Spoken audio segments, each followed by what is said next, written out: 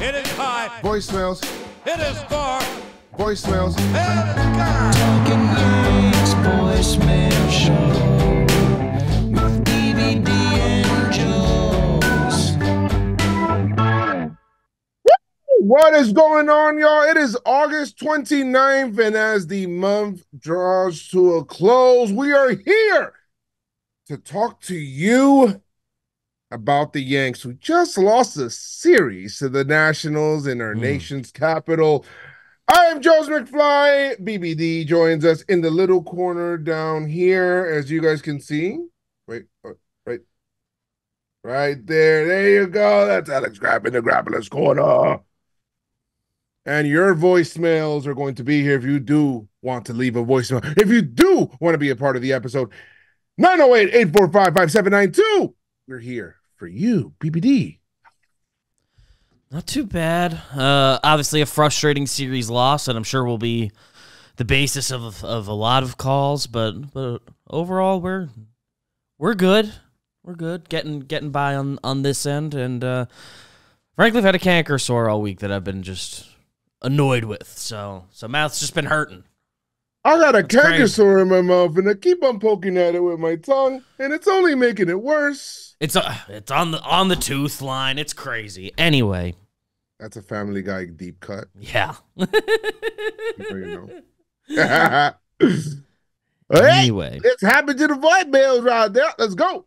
All right. First caller is pointing out a trend that he's wondering if you've noticed as much as he has. Oh, okay. Hey, guys. So I noticed something about this Yankee team, and I told my friends, so figured I'd share it with you guys, and then maybe we could be friends. What I've noticed is every Yankee series is the same. Over 3 games, there is one win, Judge Soto-driven win. They drive in 5 runs or something like that. Yankees win. There's one horrendous loss, whether they walk 10 times and score 2 runs, or there's a bullpen catastrophe or non-competitive start. And then there's just like the rubber match, which more often than not, they win. But they'll never actually sweep any of these teams. I just largely don't think you can win one, lose one your way through multiple playoff series into the World Series. Curious what you guys think, if you've noticed this trend as well, and looking forward to hearing from handsome BBD, Rugged Joe's, and that zesty producer you guys got today. Thanks. Well, thank you so much for the voicemail. I appreciate that. And yes, we can be friends. I will say this. I wish we did go through the trend of win one, lose one, because that means that we would be winning the series. For more times than not, you're winning 2 out of 3 if you're doing that. Now, I get the point that you're saying about, like, we should be sweeping these teams. It's hard to sweep. We should still be sweeping these kind of teams, especially when you're face 3 lefties, and the Yankees did nothing to quell the concerns that we have of Yankees going up against lefty pitching. And now Giancarlo's back, so he'll start to hit lefties too. But man, Yanks, come on. You can't be losing 2 of 3 to these guys, man. The good news is the Yankees won't be facing sub-500 teams in the playoffs. That's the caveat. It's true. It's been weird. Like the National Series loss notwithstanding, it's like, yeah, they've mostly won these series. I guess they lost the Tigers one, but they're facing this run of bad teams or a lighter schedule in August, and they haven't swept anybody. They haven't gone on even a 5-game winning streak. Which is just it's a frustrating day in, day out experience, and ultimately, asking for a sweep is hard. None of us were expecting a perfect month, but you look at this schedule and you think they'll sweep one of Rockies, Nationals, Angels. They'll get one of those, and it just hasn't happened. Tigers, White Sox. It has been a little frustrating. Like, oftentimes, people are quick to jump on the narrative of we play up to good competition, we play down to bad competition, and similar to how every team says they're we're terrible with runners in scoring position, because that's just, you feel that. And both of those are kind of like the number one thing is like kind of every fan base said. But for the Yankees, the above 500 and below 500 records bear out the playing above and down to their competition. They have the best record against teams that are over 500. They're 54 and 36. I believe this is after last night, which is the best record against teams over 500 in baseball. And they are just 4 games above 500 against teams that are below 500. They're 24 and 20, the 22nd best record in baseball, also known as the 8th worst. Did I do math right there? They've not been good against the bad teams. They haven't fully taken care of their business. Obviously, they're winning enough. They're not losing all these games, but it's frustrating when it feels like we're past that stretch of, you know, the terrible 2 months there. Like it has been better than that, but you're still not necessarily taking care of these teams, even with Giancarlo and Glaber going a little more specifically against lefties, which does make it feel a little better. The Nationals showed us that like the lefty thing's still a problem. Like it still wasn't pleasant.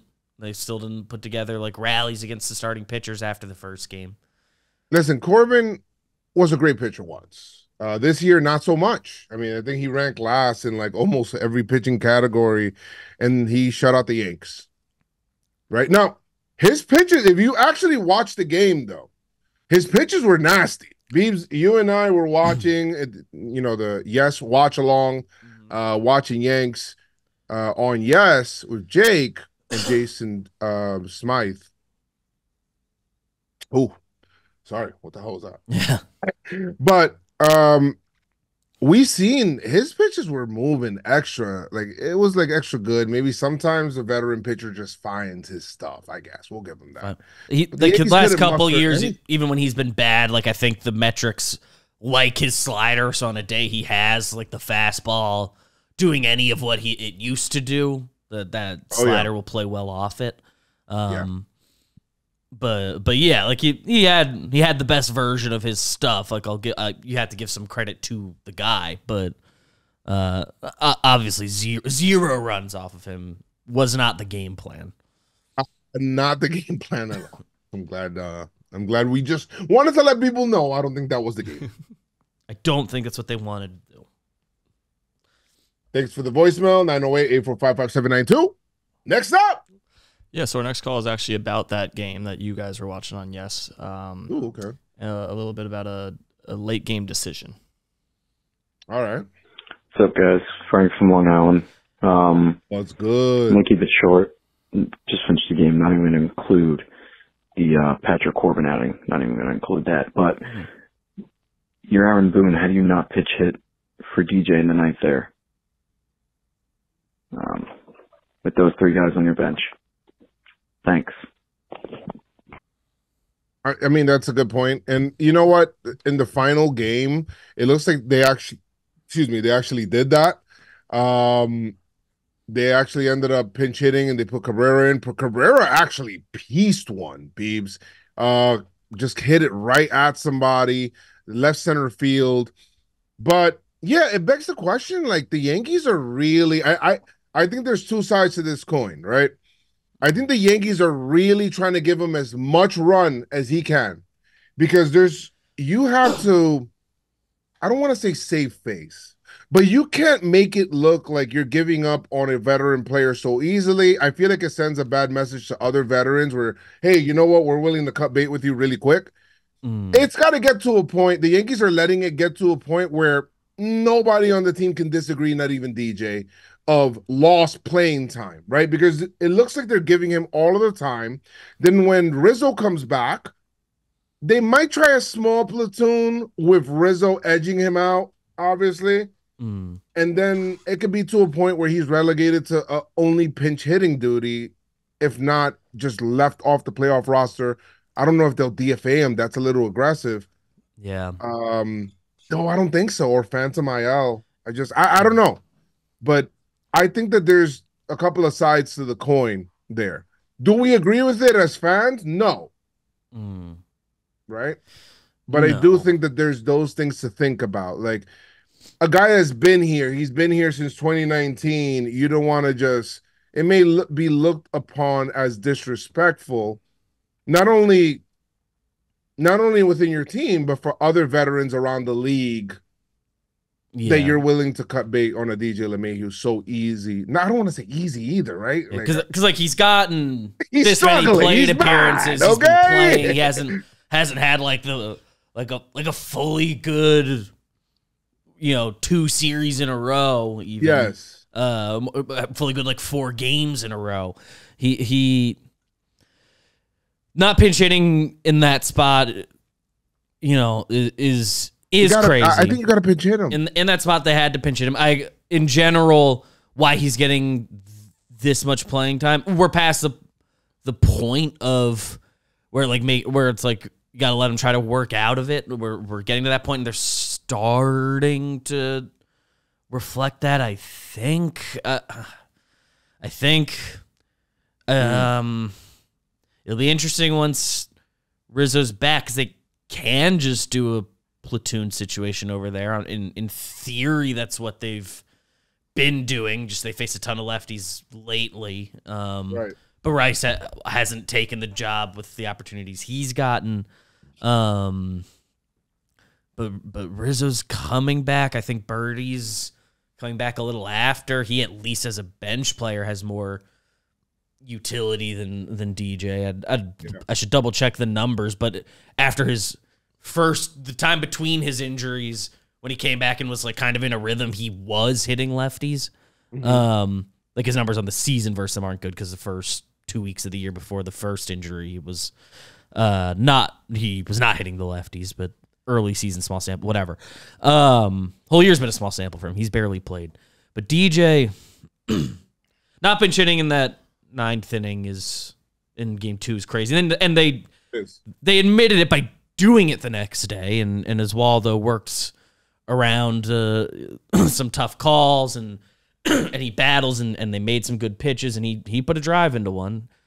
I think, Beebs, that they're really trying to. Is it called beating a dead horse? Like when you're. I don't want to say beating a dead horse, but they're really trying to. It almost feels like they're trying to drive it home with DJ. Like, we're gonna give you Rod until we can't anymore. Yeah, there's some of that. At the start of your sentence, I was thinking about like a couple of the lineups they threw out before the home stretch before the deadline, where it's like there's a chance that's like a hint from Boone, like you see this lineup I have to throw out there that Jahmai Jones leadoff, JD Davis cleanup night. In this case, a little bit a message to DJ, like if they make that decision after this season, or it's like we gave you all the run we could possibly afford to give you, is what we're saying. Like it'll be like it would not be crazy to do the DFA move either when guys come back and if you need the roster spot now, or if you wait till after the season if you want the 40-man spot available to you, whatever it is. It wouldn't be crazy to. He's at the point in his contract where they've given up on guys under previous deals. Donaldson had less money than this remaining at the time they released him. ARod had like $30 million when they released him. I think Ellsbury had about $30 million when they released him. So DJ after the season will have $30 million remaining. It's in range. My prediction for how they'll handle it is they'll give him one more offseason and give him a chance to come back a new man, refreshed next year. And if it goes bad then, similar to Aaron Hicks, who had about $30 million remaining, if it goes similar, then maybe midseason they will hit that button. I'd be surprised if they DFA'd him during the season. It's late enough in the year you can do. You could, in theory, Phantom IL him illegal. I'm not saying do that, but I don't know, man. Like Birdie's coming back. Like Birdie's coming back and is going to be useful. Oswaldo doesn't deserve to go anywhere else. Rizzo's coming back. Rizzo's coming back. If we're talking about just guys in the organization who would be more useful in their current state, Peraza is fast. Regardless of how you feel about anything else he does, plays great defense. Dominguez. Jason Dominguez is, obviously not in direct competition with DJ for any playing time, but more useful with the roster spot. Because even at DJ's best, they just do different things. But there's some sort of roster crunch coming. They get one more spot on Monday. I can't believe we're in September already, man. This year, at the end of the year, at the end of each baseball season, it always feels like, oh, it flew by. But during the season, it's like you almost remember how long a season actually is, you know? It's weird. So you get both feelings. It only happens at the end of the year where you get this, oh, this year flew by. So much stuff has happened. But then when you're like in it, it's like, man, a season's like actually like when you get to the All-Star break, you're like, wow, season's like actually like real long. Yeah. The thing. There's parts that it feels so long, and because for so long, like at least like through the first like half, there's elements like, well, still you can still talk yourself into this being a slow starter. This guy missed this month, and that's why the numbers are here or there or whatever. Like in the last week or two is when I was like, wow, we've like we have done the season. Like whenever they got their like 120th game in or whatever, I think that was last week. It was like, we're kind of in the home stretch here. It is crazy how it moves. It's like the longest season of any sport we have in this country, and it feels that way in a lot of ways. And then you look back, it's like that's just over. Baseball's weird. Baseball's like life, man. It really is. Yeah. You were saying Happy New Year. Some people were talking about resolutions, and then before you know it, boom, we're in August. Talking about next year.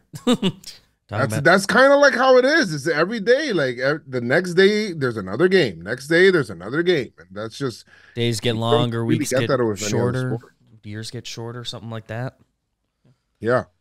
And as we get to the end of August, one more comparison. Obviously, different situation personality wise, but ARod got cut end of August 2016. Had a 598 OPS, and DJ currently has a 523. So we're right in that range. Yeah, but I felt like ARod didn't really even get the opportunity to work out of like the ARod DFA for me did not feel. It felt like there were other things there. It didn't feel like warranted. The year before, he hit like 30 homers. Yeah, he had a great 2015, and it.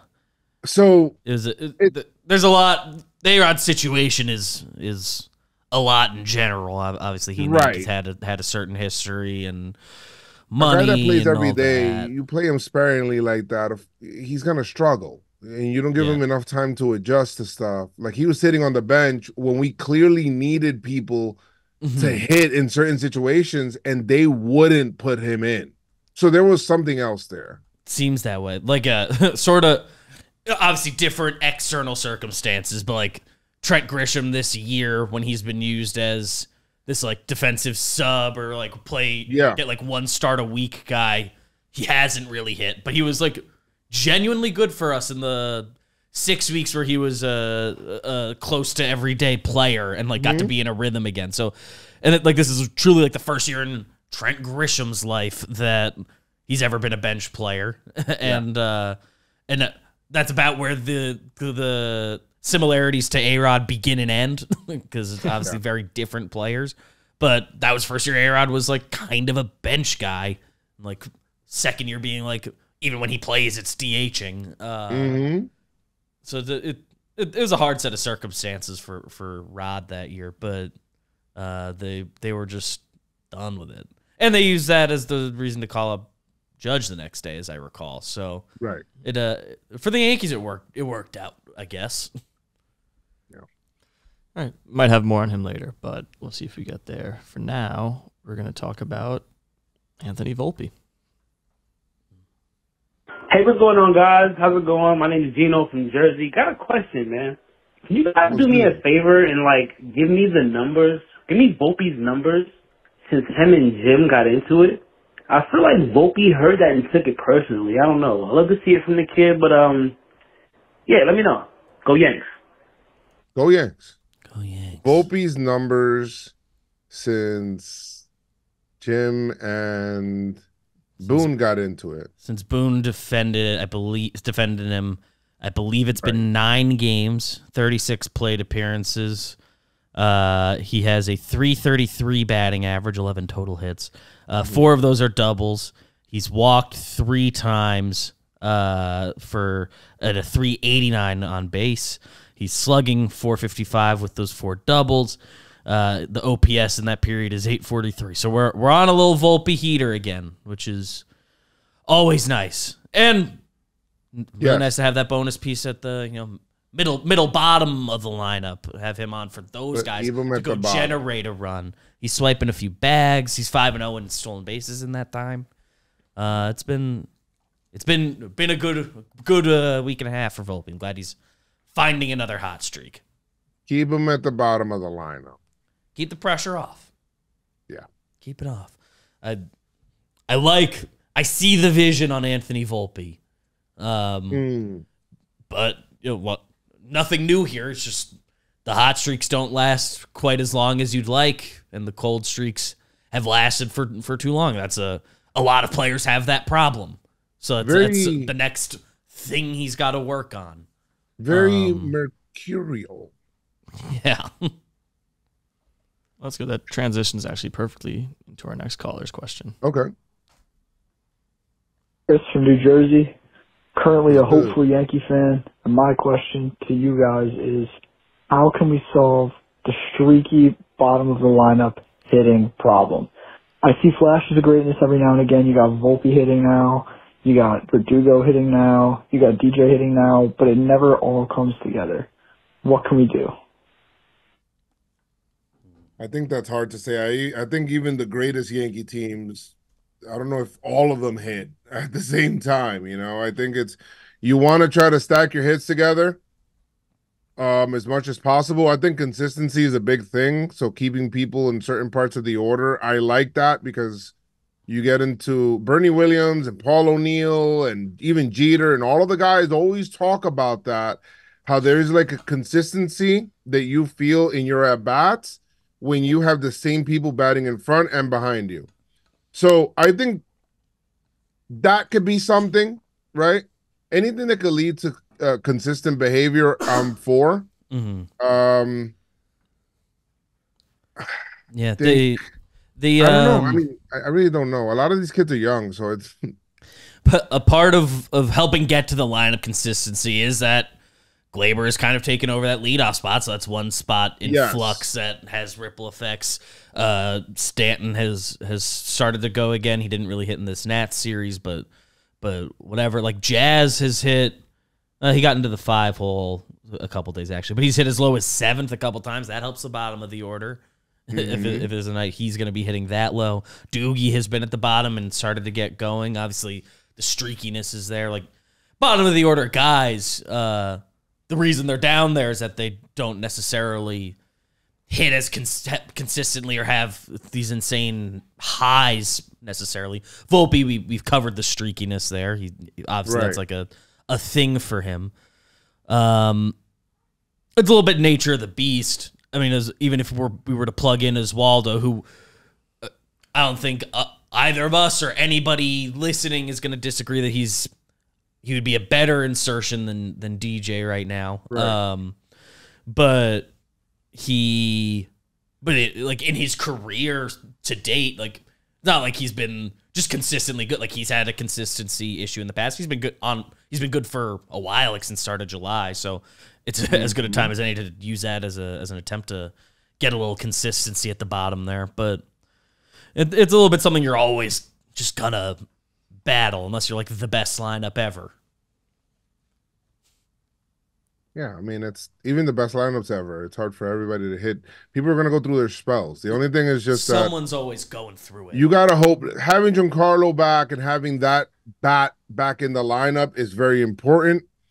We lost him for a long time, and I think that it became a Judge and Soto show, but we tend to forget earlier in the year, Giancarlo was there and he was producing a lot. Mm-hmm. The fact that he has, what 22 homers now? 23 homers? Something like that. I'm pulling it up. Yeah, it just kind of shows. It just shows you that he was very productive. He's driving in runs as well. Yeah, and those first Rizzo couple will months, come back. those first couple So months that hopefully we get Doogie was consistency. going. Yeah. Rizzo will come back, so hopefully we get consistency there. I was thinking about a lineup the other day, babes, where it's like, okay, that lineup sounds good and it sounds deep. And it starts with Glaber. If he can continue on there, that's key. Glaber, Soto, Judge, and then you after that, if you want to leave Giancarlo there against a lefty, fine. If you have a righty on the mound and Rizzo's hitting, I'm down for Rizzo or Wells there at that 4th spot with Giancarlo at the 5th, and then Rizzo Wells at the 6th. Right? After that, then we'll go with after that, Jazz.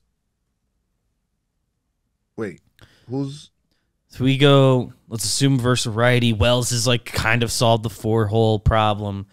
Glaber, Okay, Soto, Judge, Wells, Stanton. yeah? Even you can go. I'd I like Riz- I like lean Rizzo towards right Jazz, but behind him, Rizzo but- can go here. Yes. Let's just Jazz has hit as low as 7th before. Rizzo hasn't, so let's just assume Rizzo Jazz. I don't that would like leave- back-to-back lefties though. Shit. Yeah, I guess you're like in this lineup, you're gonna need that at some point because then it's Volpe, and if we're assuming Verdugo, Well, if you have Jason Dominguez, if you have because Dominguez, Verdugo's been doing well. If we have Jason Dominguez there, right behind, because he came up and he batted what, 5th? batted 5th the one game he was up. So he can hit 7th. You put him 7th, Last year, the week he was up, I think 5th was the lowest he hit. right? I'll double I think check he hit, that. He hit 3rd, no, at some point. Like also. I think his first. I'm pulling up the game log now. Let's. This is an easy one to find out because it's 8 games. He batted 5th in his first game, and then the other 7 games he played, he batted 3rd. Yeah, so the Yankees believe in him. Boom, he could bat 7th, and then he's a switch hitter. You got speed at the bottom of the lineup. You got Jason Dominguez, Jazz, Volpe. Boom, speed to set up to the top of the. I mean, that's a nice Yeah.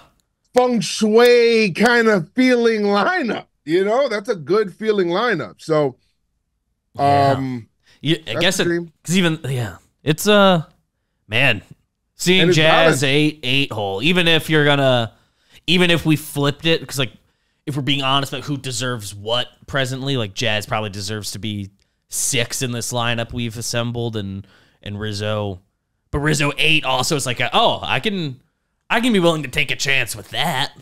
I just don't like. I like the reason. The reason I didn't put Rizzo The there is I element like of all that speed. Yeah, the element of speed with the bottom of the lineup there is You can do a lot. interesting. A lot down there with that bottom of the lineup. You put Rizzo there, then you're just clogging up.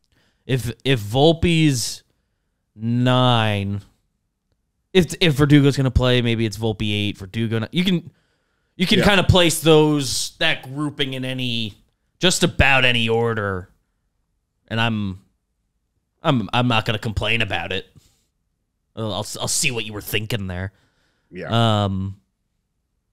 The lineup can at least on paper look really good. I mean, right now they have like 6 guys. Like go maybe I have to take. It's one series. I'm not taking Stanton out of that group yet. But No. like I said, he and Soto just had a bad series against the Nationals.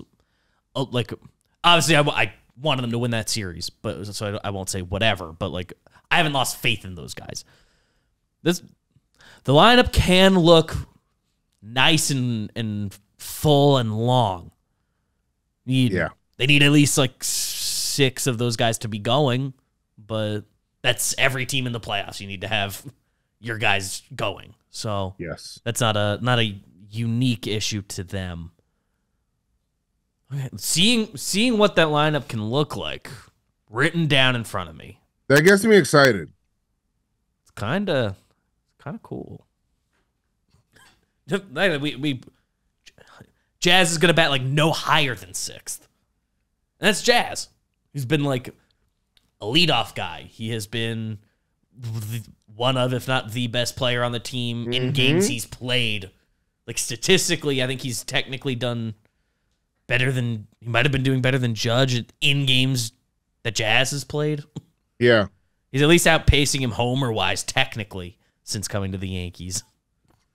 That's crazy. Team's really good if they're, like, going. That's why they have the best record. Mm-hmm. It's kind of nuts. They're pretty good.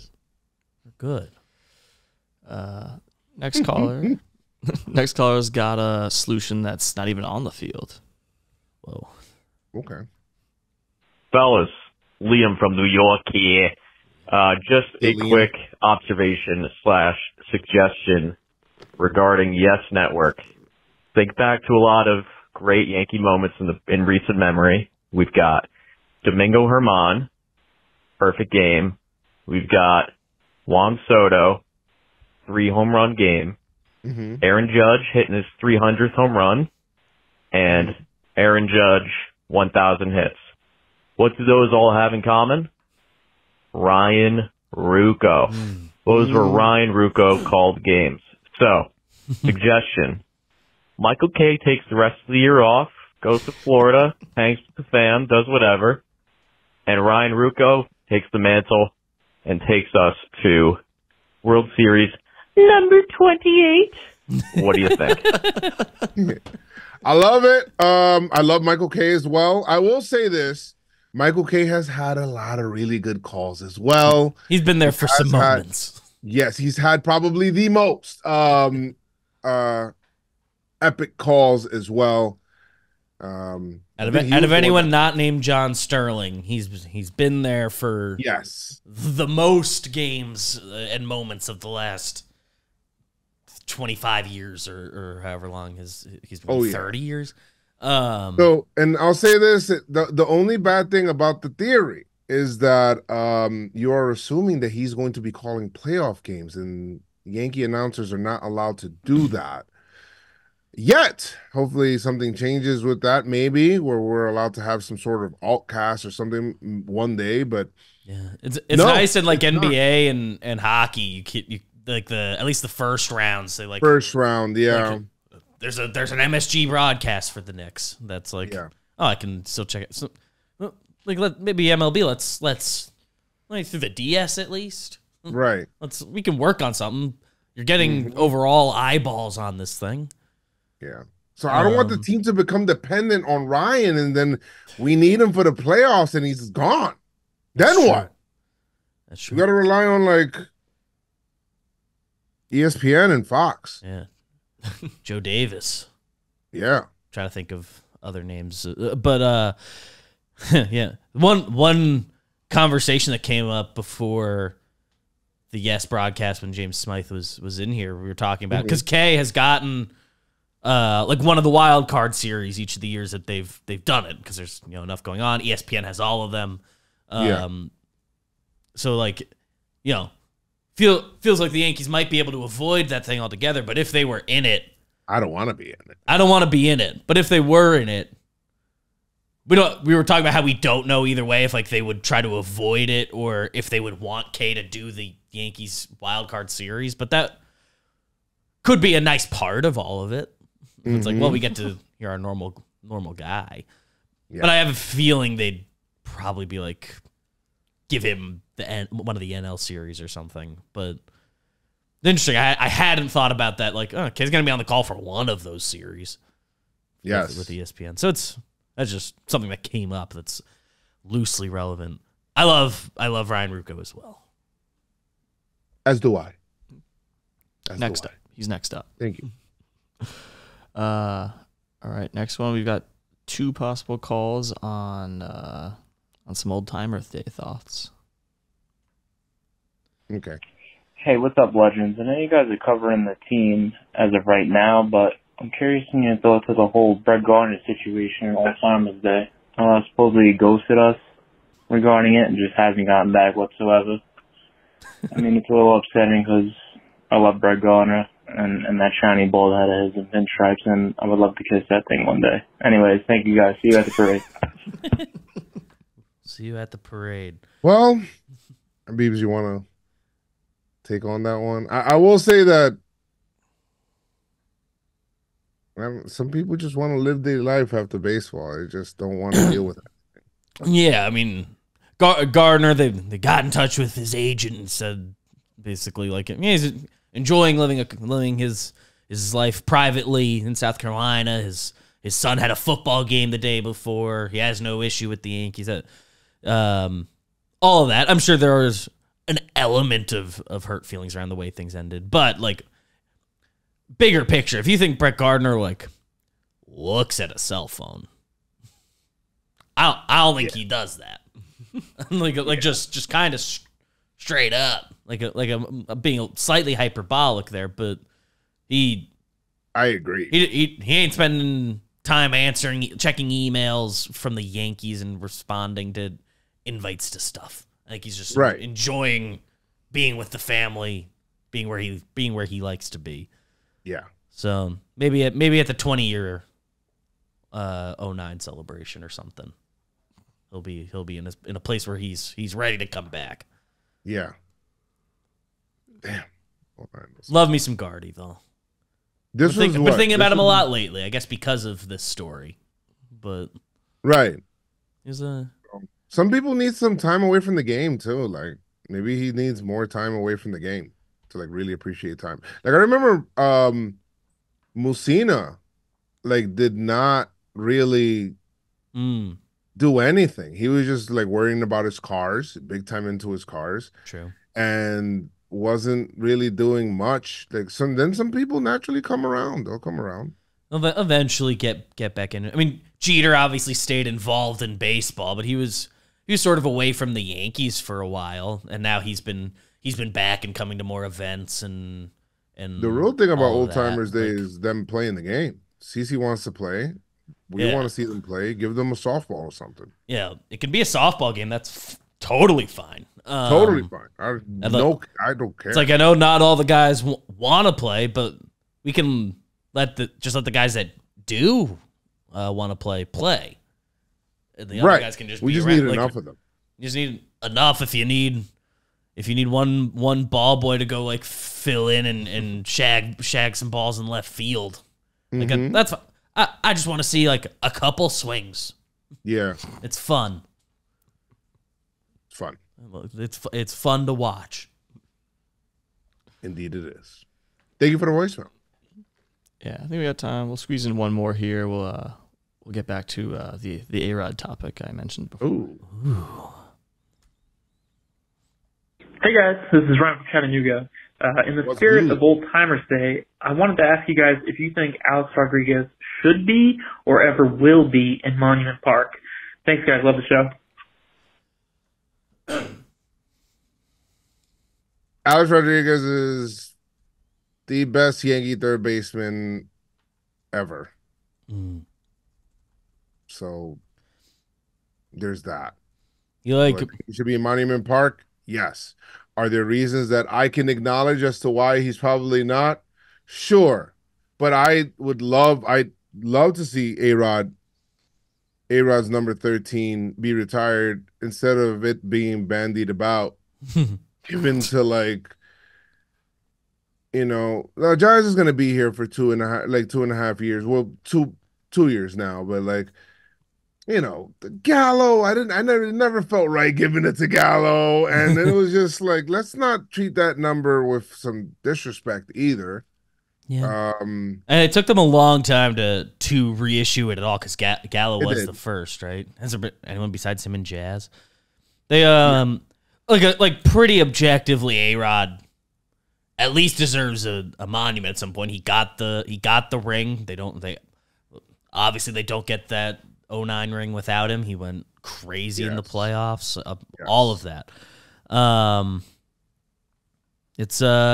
obviously there's other reasons there that are why he might have to wait some time. And this is just time will heal wounds. Yeah. This Old Timers Day might have been a big step there because I think this was the first time he like came back as like a guest of the Yankees, right? Unless I'm forgetting another moment. He was a special advisor for a while. He was. That's true. He was a special advisor for a while. Okay. He was working with the team. He was doing like different things. Then they kind of stopped that. But like in terms of like being in terms of being like, I will say that this is the first time that the Yankees have honored him in a way. Yes. Which is a good step forward, and hopefully it gets to that. Because there are people retired in Monument Park that have not put up ARod numbers. Yeah, in and uniform. And like we know if ultimately like the number retirement doesn't happen, I'm not gonna lose sleep over that, but right. And like us, other teams who don't have anywhere near the numbers retired that the Yankees do by volume, I'm sure they'd be like, well, not just every good player needs to have their number retired, and sure, that's fine. But he like put up the type of numbers that like if they had done it, and they still can. There's plenty of guys who like after it had been given out a few times, it happened. But yeah. So it seems like he's just gonna have to wait his turn for a little bit, just with the different things that happened and dramas that happened over the course of his career and the relationship with the Yankees and all of that. But like Roger Maris eventually got number 9 retired for him, which combination of was he a Yankee really long enough for that and all that, but looks like 4 guys wore it after he was done playing. So it's like, yeah, like it can still happen. Give him time. Yeah. That's an ownership call, though. Yeah. Ultimately, that's one person's or one group's decision there. It's like, yeah. Nothing we say is going to be part of that. So. Hal will have to come down and be like, okay, let's do that. Double retire 9 for Nettles. Why not? Yeah. He was good. When I was a kid and watching like every Yankeeography, obsessed with Greg Nettles. Obviously didn't watch him. He finished playing 10 years before I was born, but I always just liked him. I haven't gotten to say that on a video yet. I'm glad you took this opportunity too. It's retired anyway. Just double up. He was a captain. Guys, thank you guys so much for leaving us voicemails this week. Some good ones. 908-845-5792. Pete, do you have any other final things you want to say? Like, subscribe, all of that. Yeah, comment in the chat, and I appreciate you guys. See you guys later. Till next time. Buy a shirt. Oh, yeah, buy a Hit it high. Voicemails. Hit it far. Voicemails. Hit it high. Talking Yanks voicemail show.